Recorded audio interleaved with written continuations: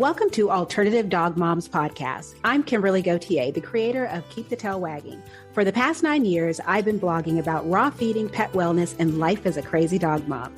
I've seen massive improvements in my dog's health since I started raising my dogs naturally, and I'm passionate about sharing my experience to help other pet parents.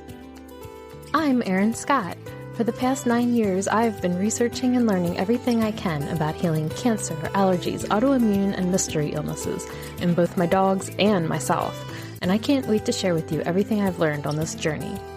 As the Alternative Dog Moms, we're bringing you all the latest dog health news that we're following and sharing the tips, tricks, and resources we learn along the way. Now, let's get started.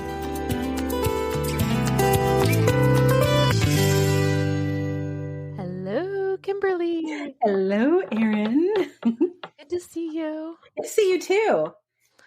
I had like a total IT meltdown, so we lost a week there. That was so funny. Just your text messages. Because I'm over here like, with my other podcast, I'm 3 days late publishing it. And I decided just to publish an old episode and let it go because I'm so busy. It's too much. I don't even understand how, because I only have to edit one podcast. You're editing 2 podcasts. And it's just like, that's too much for me. It's a lot. It's a lot. Like everything has to stay right on schedule or I have a meltdown like I did.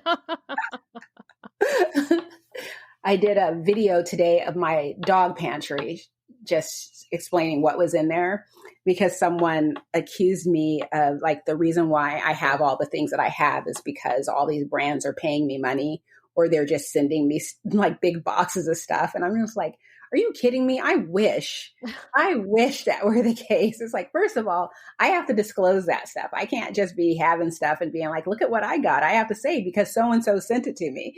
But second, yeah, it's so funny that people seem to think that, because the pet industry, maybe this is why it's this multi-billion-dollar industry that pet bloggers are just rolling in money. And it's just like, no. If you look at any pet influencers with millions of followers and stuff, the money they're getting, it's not from pet companies unless it's from Purina or something like that. But they're getting deals with car companies. That's where the money is. But, raw food companies, raw food brands, they're on a budget. Right. They can't afford to pay influencers a ton of money and keep prices down. These are small businesses. Yeah, they can't. I mean, and everyone has access to social media, and the raw food community is still a small community. Raw food brands, for the most part, seem to be very localized. So it wouldn't make sense to hire, unless it's someone who's really big in the area, like some Seattle influencer for a local brand to work with them. Or if someone for instance, what is it? BJ's Raw. It wouldn't make no sense for BJ's Raw to give me money to promote their food, especially when I don't feed it on a regular basis. It just, none of that makes any sense. But people don't understand that. It's just sort of like, you must think this because they're paying you. And it's like, oh, I wish that were true. It's not how any of this works. Sometimes I do get paid, but it's like, I basically either get paid in product, which I don't encourage, but I don't mind sometimes depending upon the product, because when Big Barker offered to send me a dog bed, you damn right I said, thank you. Here's my address. But it's just sort of like, I wish. So I did a whole tour of my pet pantry explaining how I am able to stock up on everything, which is basically I watch for sales and I have certain rules and I stick to those rules so I can stock up on things. And my sad news this week is my beloved quail, which I love feeding quail to my dogs only because no dog has a sensitivity to quail at all, which brings me to another really interesting thing. But one second. My beloved quail is now over $7 a pound. It went up by 32%. Wow. From the last time I ordered it. The last time I ordered it was probably 3 months ago. Wow. So or 4 months ago. I cannot afford quail anymore because my budget is $6 a pound at the very tippity top of the thing. I will not go beyond that. So quail is off the menu. But I'm happy to say chicken is back on the menu because Rodrigo doesn't seem to have a chicken sensitivity anymore. After years of not feeding him chicken, he does great on it. And I don't know. Well, I think part of it has to do with the fact that I'm getting it from a local farm. So it's not factory farm, it's pasture raised, and they're fed really good food and all that type of thing. And bugs. Chickens need to eat bugs. Like, Yes. whatever you see, like vegetarian hens, like that's a bad sign, because chickens aren't supposed to be vegetarians. They're supposed to eat a lot of like bugs and grubs and all these things. So he does really good on it. He's eating chicken this week and is not having one issue. And I love it. So I'm grateful for that, because chicken is like the cheapest protein. Yeah, I just don't even consider that like an option. It hasn't been for me for years. I would look at other people who are feeding chicken and just be like, gosh, you're so lucky. I could do treats, but I could not do a full-on meal. But now I can. Yeah, right now I have Neno on like, he gets like pork most of the time, and then we'll rotate in turkey or beef. But I really got to watch it with the beef, because I have to like only do a small amount of beef just because it's fattier. Mm-hmm. More calorie dense than the other ones. So that's, and then we did a little lamb over the winter, but I wouldn't want to do lamb this time of year with him, because he does seem sensitive to the worming. Yeah. I avoid, like I was doing bone broth. I was emptying out all the bones in my freezer. And so I've been on this marathon bone broth for the past month. And I have some that's the, lamb, but I added in either duck or pork bones to sort of cool it down. But there are a few jars, I think 5 jars, that are straight lamb. And of course I didn't label anything, so I have no idea which ones they are. But I think for a little bit of lamb, he'll be fine. And I also know that it's at the end. So if I start at this end with the bone broth, by the time I make it to the other end, it'll be wintertime, so it'll be perfectly fine. But I also mostly feed neutral and cooling proteins, with the exception of the chicken. So that helps as well too. But yeah, this time of year it's been in the upper 70s, mid 80s, and we had one like 90-degree day. Oh, wow. Yeah, I know. Yeah. Spring. I don't even think we've hit 90 yet. Spring came and just said, hey, what's up? And left. And then summer was like, okay, so where do you want my bags? And we've had a pretty good spring here, I will say. We've had rain, but it's been cold. It hasn't been, we did have one day of snow probably in the past month. Oh my God. But it wasn't a day. It was like 15 or 20 minutes of me standing at the window going, what the hell? And then it was gone.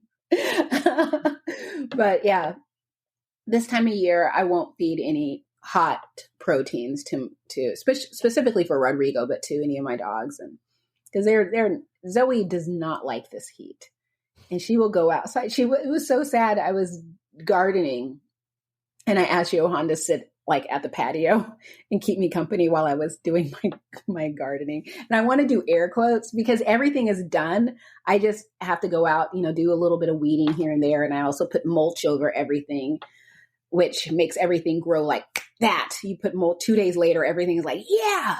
So I was doing that and he was keeping me company, and Zoe came up to him and I turned to him and he just had this shocked look on his face. And I'm like, what's wrong with you? And he's like, she just jumped up and kissed me. And I'm like, okay. And he was like, she's never, ever done that. And I'm like, never? Because she kisses me all the time. He's like, no, she just never done that. And then she ran to the door. And I think she was just sort of like, can you please let me in the house? Because she was not like it. She does not. If it's about upper 70s, 80s, she wants to be in the AC. And so we just let her back in the house. And was she just trying to get his attention? Yeah, she was just trying to get his attention. Because I don't know if she tried to get mine, and I was just like, but she was laying in the shade, but then she was just like, nope, this isn't going to work. And Rodrigo, he loves it, which is funny for a hot dog, but he loves the sunshine. And he'll just go lay on the cold grass in the shade and just enjoys himself, rolls around and stuff. But if I tell him, hey, you want to go inside? He's like, yeah, right now. Let me in. So, but yeah, the weather's been really great.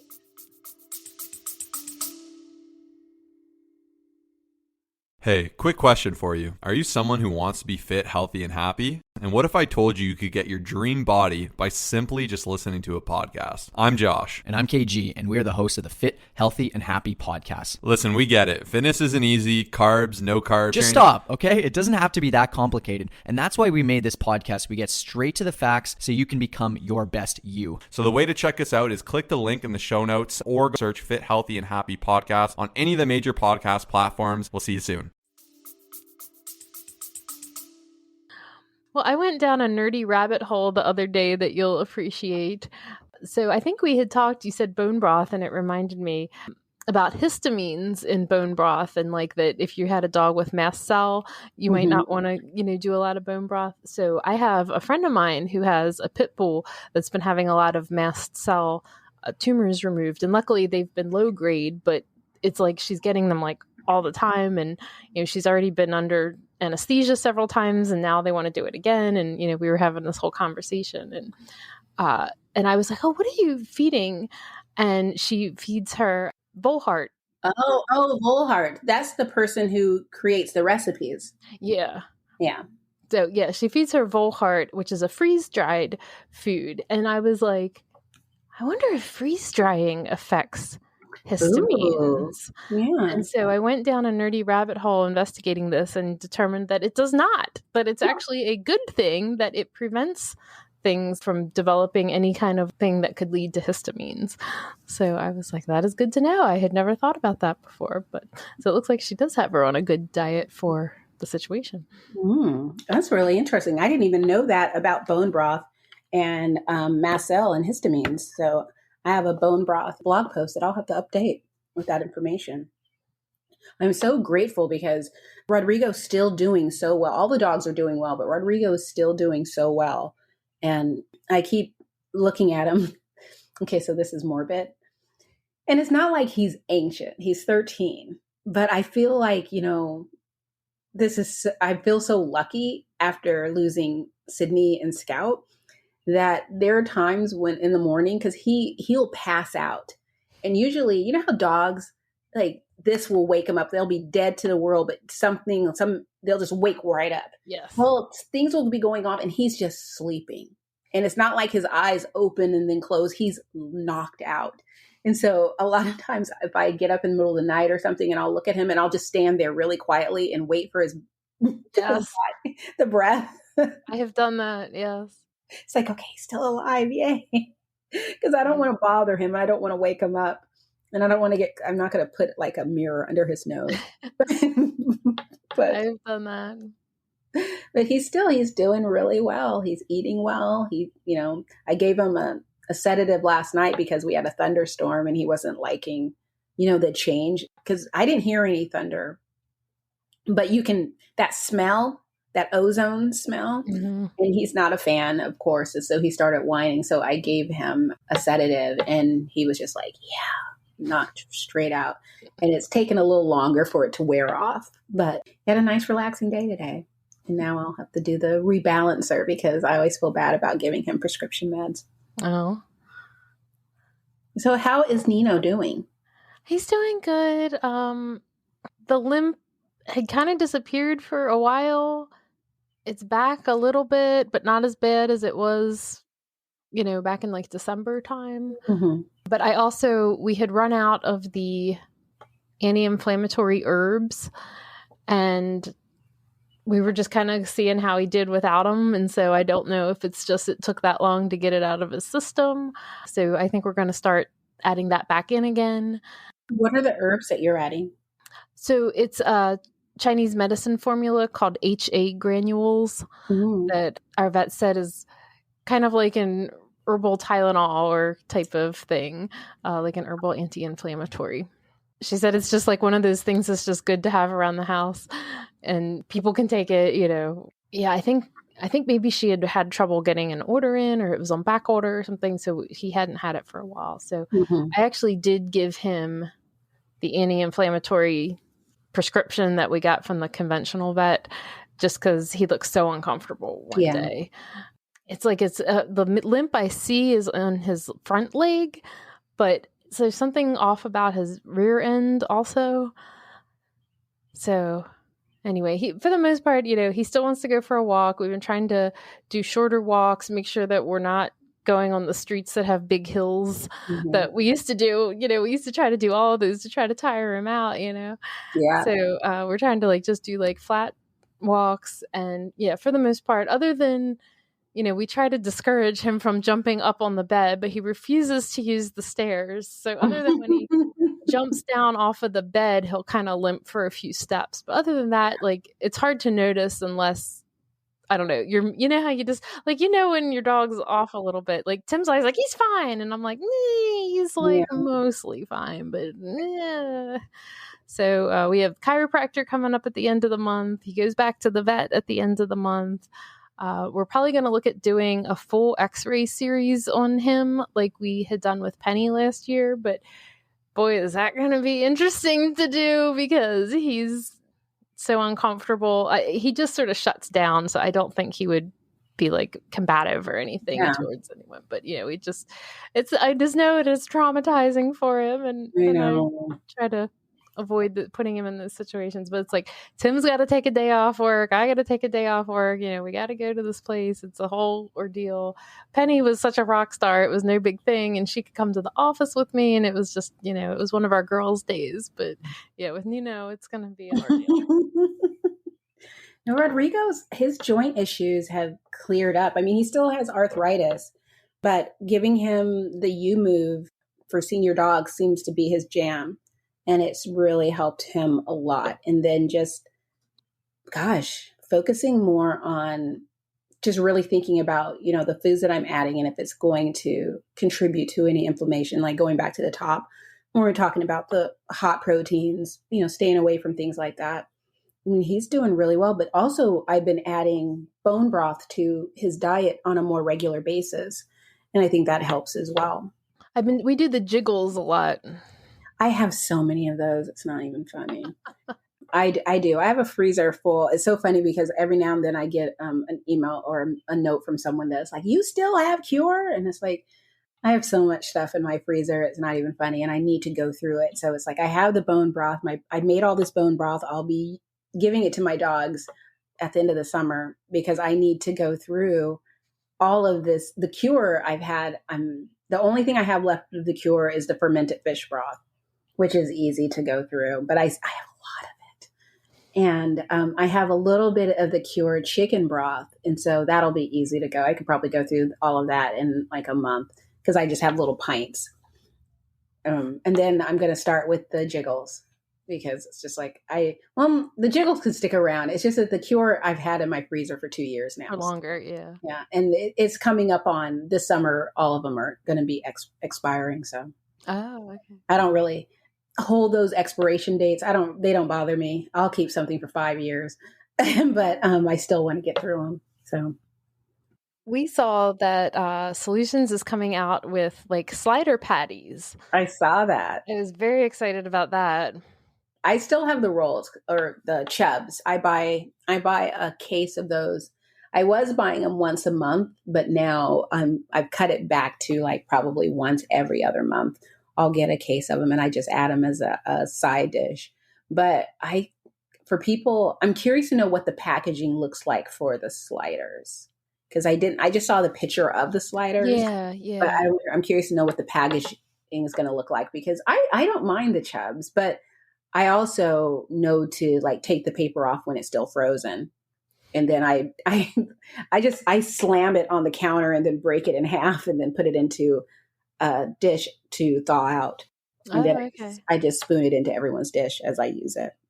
Gosh, I love what they're doing. I'm always interested, both Solutions and Green JuJu. I'm always interested in what they're going to come up with and why, because it's you have two companies full of people who are just so innovative and constantly thinking. I mean, so many other companies have just relaxed and it's this is what we got, and they're fine with their product line. But these two companies are just constantly innovating. And it's just gosh, what are they going to come up with? I mean, because Solutions, have they been around for a year or so?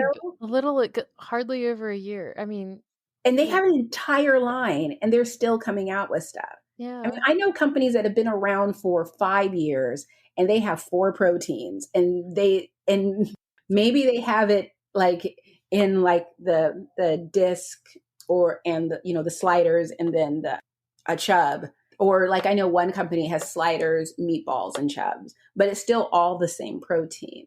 And I'm sure they're doing stuff, but I mean, gosh, they have supplements, they have all these, liquid products. And I mean, it's just astounding to the cheese.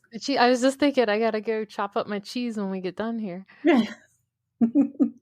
I have one thing of cheese left. I really need to take it out. And I still have tons of Cure butter that I need to take out and start using. Because I actually bought it from Chelsea, who, the founder of Solutions.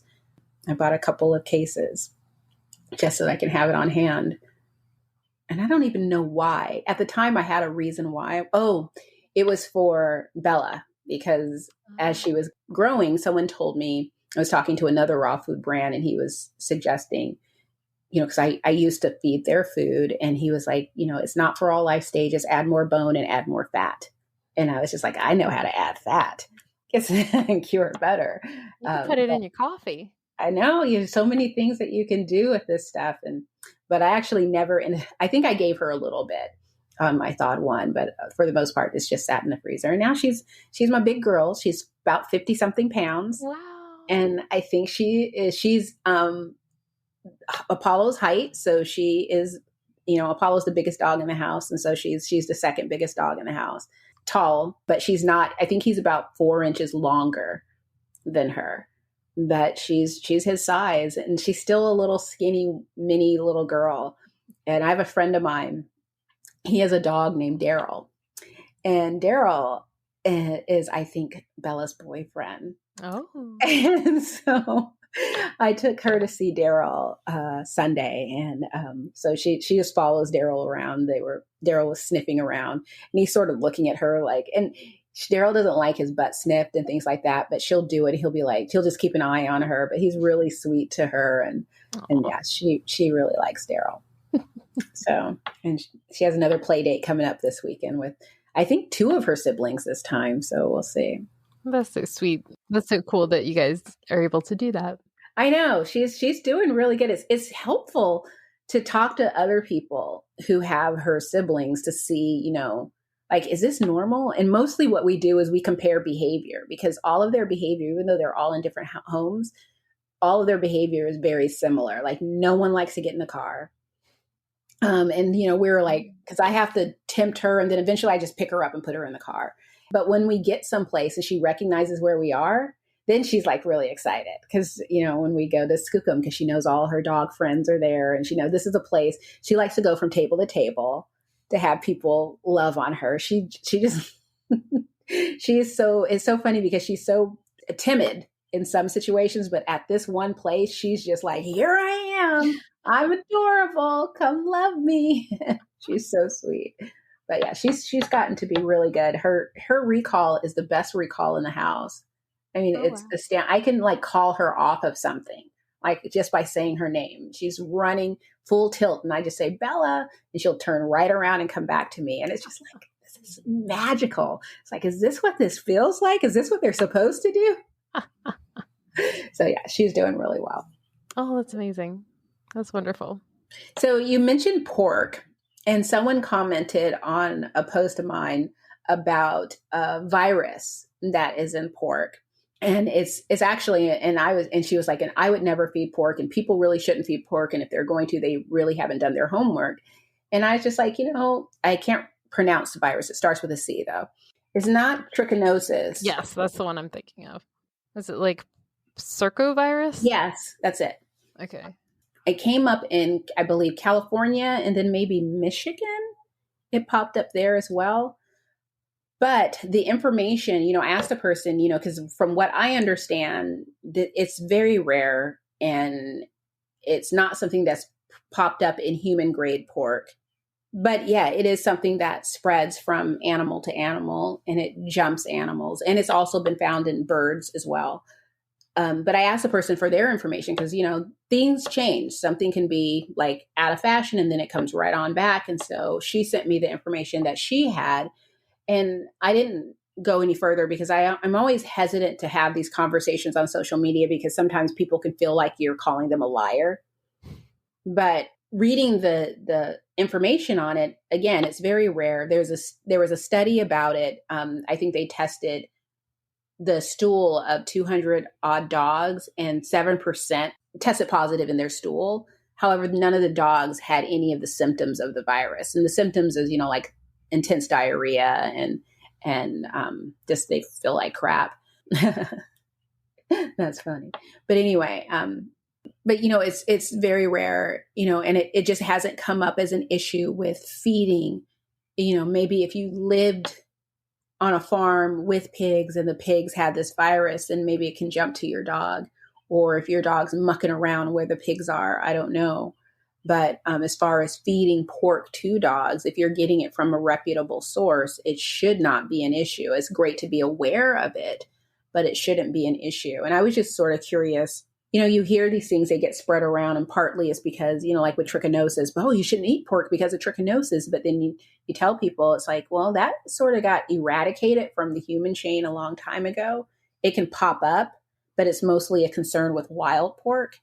And I think that this may be something similar where it's a concern. And all the information that she sent me 2 links, and other information that I read was that it was a concern, but no one was ever able to tie a connection, make that connection. They didn't know, like, for instance, if the dog had diarrhea, they said it could have been this, but they couldn't verify that that's what it was, that this virus was the cause. It was just sort of like, well, it could be one of the things.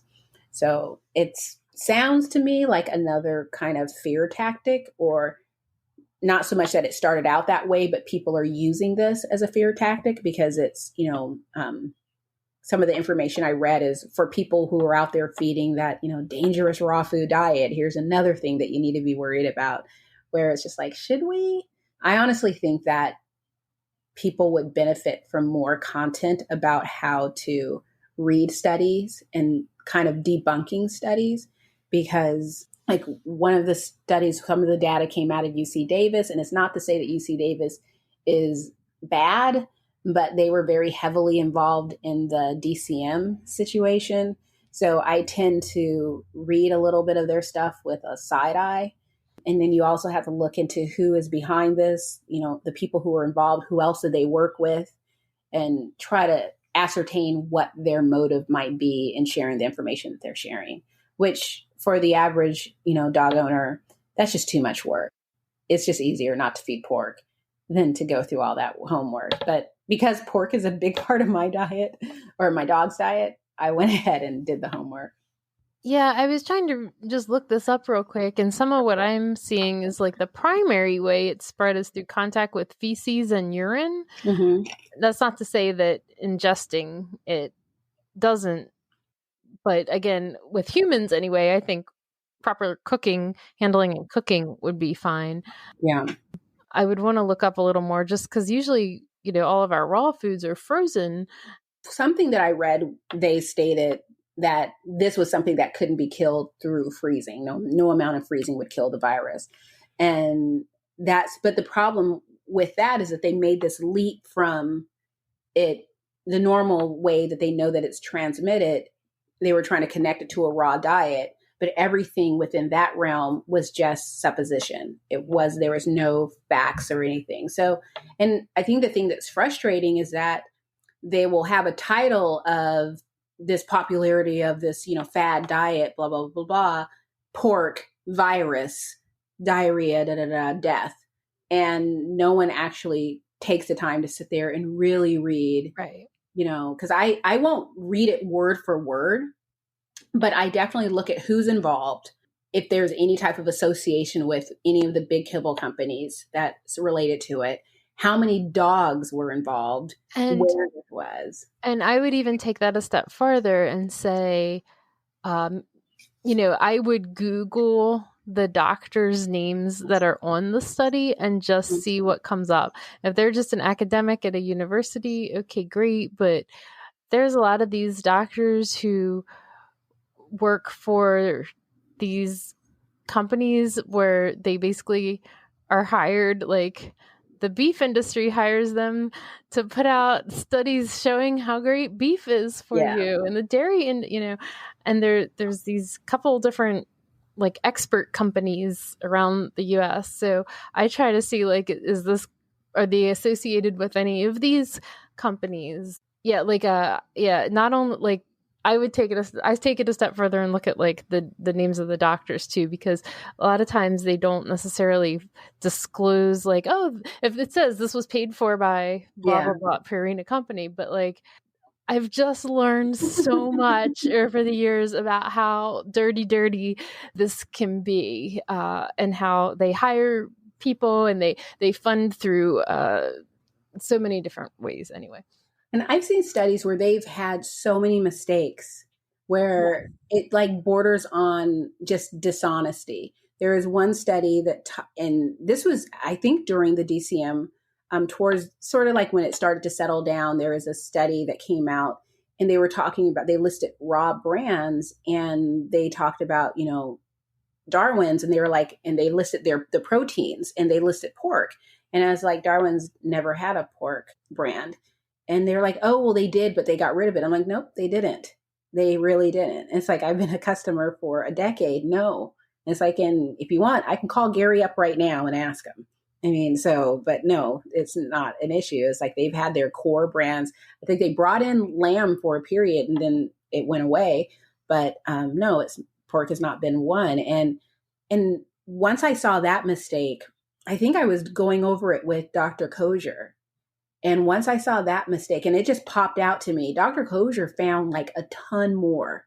I mean, it was astounding. And I mean, she did this in front of me where she was just like, boom, boom, boom. And just all of these mistakes that she picked out. And, and I think that partly it's because, again, we're looking at things, we're just suspicious.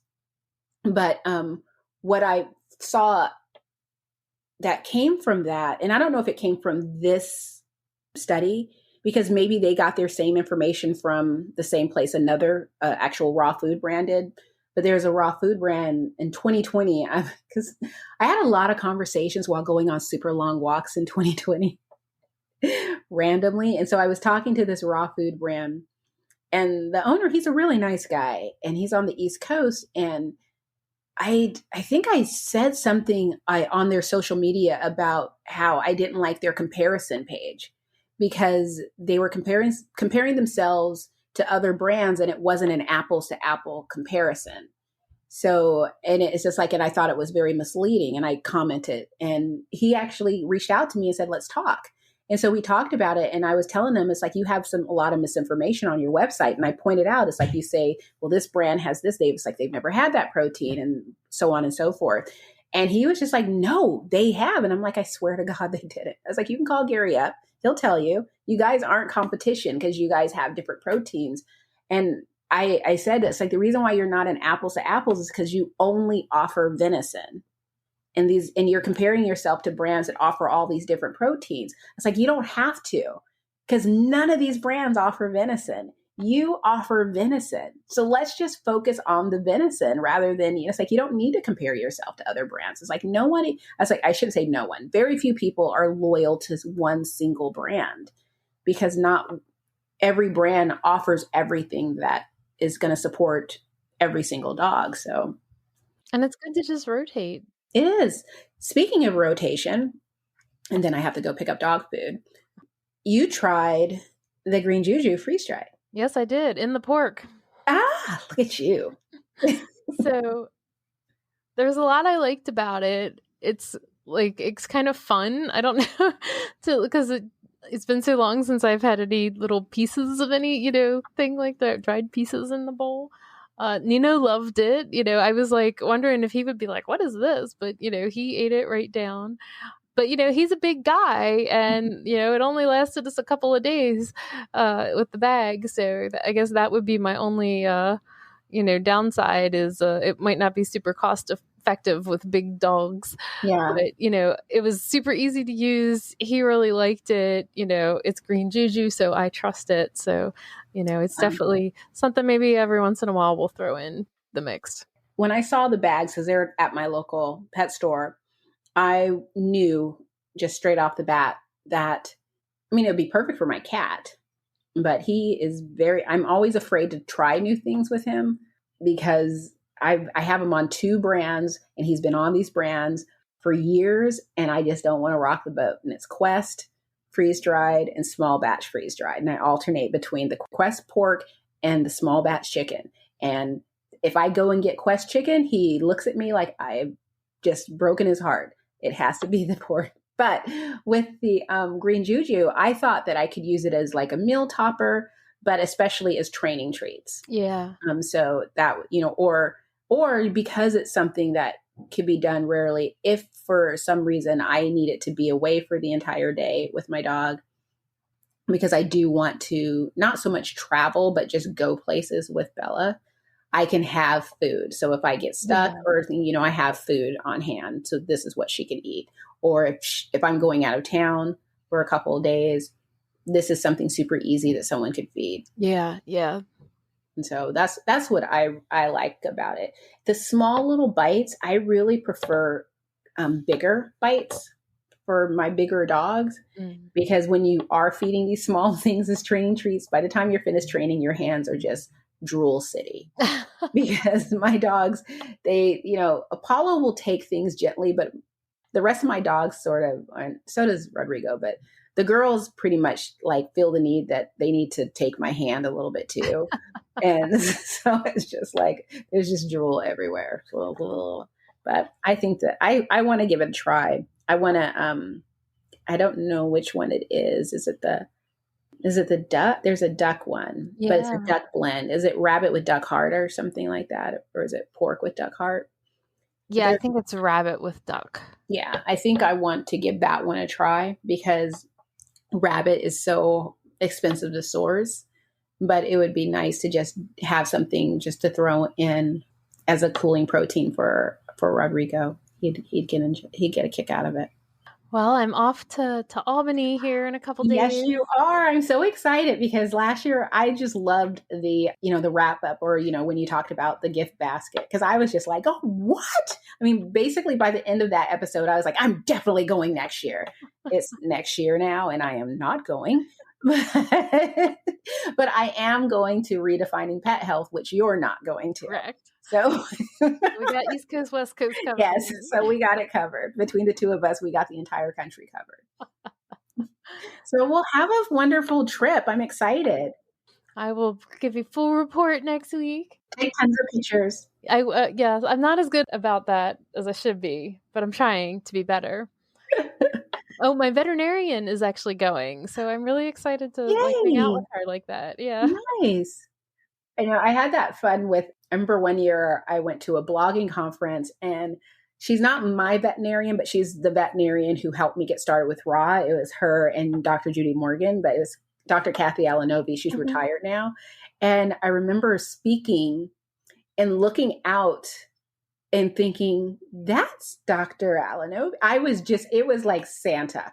I mean, I was so excited to see her. And it's funny for you and I, like our celebrities, the people that we get excited for are like, the Dr. Connor Brady and, the Dr. Judy Morgan and just the people who know so much and are sharing so much information. And it's just like, I think it's kind of cool because these people are also accessible to us too. Yeah. So it's like we can actually have conversations and it blows my mind. It's so much fun. So I'm excited for you. Yes. And if anybody is traveling and needs anything to listen to, I had Ruby on the Believe in Dog podcast this week and telling us all about Real Dog Box and Feed Real. And we get all the good sound effects and everything in her stories. Nice. She told this great story about how her and her mom tried to sneak a cat into her house when she was a child, and her dad immediately started sneezing and knew right away. I will definitely be listening. And then, it was interesting just hearing how, her and Turk discovered Raw and how it helped their dog and how it's led to this whole big career for her. So I know. I mean, and what they've done, I'm starting the Next Level program in June. Yeah. So I'm really excited about that and getting my certification. I don't plan to monetize it. I'm just really excited to learn and get involved in that. And gosh, it's going to be so much fun. So yeah, I got it all signed up. I want to send that too. Yeah, I know. I'll be promoting the hell out of it. So people are going to probably get tired of me talking about it, but it'll be probably my entire content for the month of June, because that's what I want to finish it in 30 days. You have a year, but I want to finish it in 30 days. All right. I can't wait to hear about it. Well, have a great trip, and I will talk to you when you get back. All right. Until next time. Bye, guys.